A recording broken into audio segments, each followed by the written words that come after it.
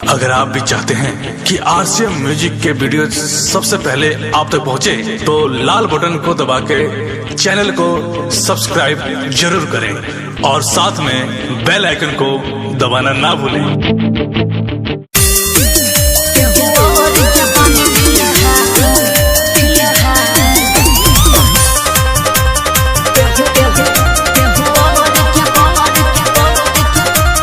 Music by Priyanshu Singh.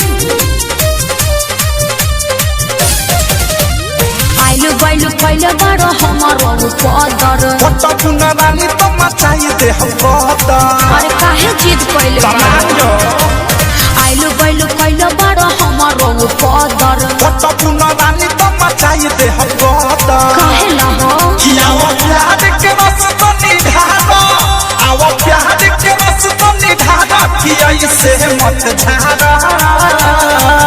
केहू और के बानी फिलहाल, केहू और के बानी फिलहाल, खिलाए न मत मारो।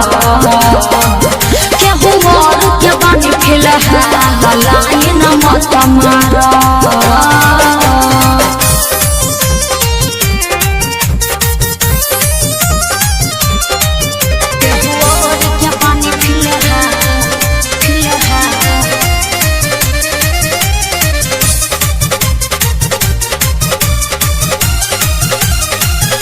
दुआरी दोसर गोर आ मटक चला वाला छोड़, टाइम तू कर न पास, मिली अभी दोसर झकास।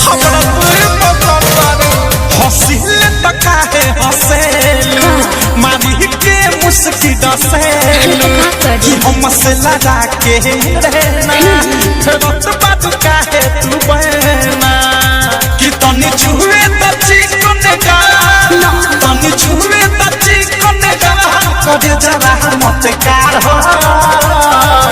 केहू और के बानी फिलहाल, केहू और के बानी फिलहाल, खिलाए न मत मारो। केहू और के बानी फिलहाल, लाए न मत मारो। केहू और के बानी फिलहाल, फिलहाल। केहू और के बानी फिलहाल।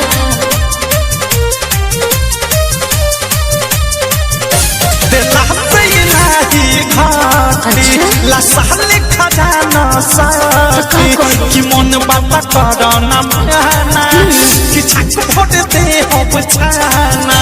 अरे दिक्कत हो जाए बायावधा से प्रेमी से प्यार, झूठे तो कैसे होई तैयार। कि राइटर के विशाल तू लौन मन के संभाल। बताइबू कि सब जाने ले अनुराग, सब जाने ले प्रियांशु, की बतिया मत कहारा। केहू और के बानी फिलहाल, केहू और के बानी फिलहाल, खिलाए न मत मारो। केहू और के बानी फिलहाल, लाए न मत मारो। आइलो बैलो कैलो बारो हमारो पदर, पट्टा पुना रानी तो मचाई दे हम पदर। काहे ना हो कि आओ प्यार के रस तो निधारा, आओ प्यार के रस तो निधारा, कि ऐसे मत झारा। केहू और के बानी फिलहाल, केहू और के बानी फिलहाल, खिलाए न मत मारो। केहू और के बानी फिलहाल, लाए न मत मारो।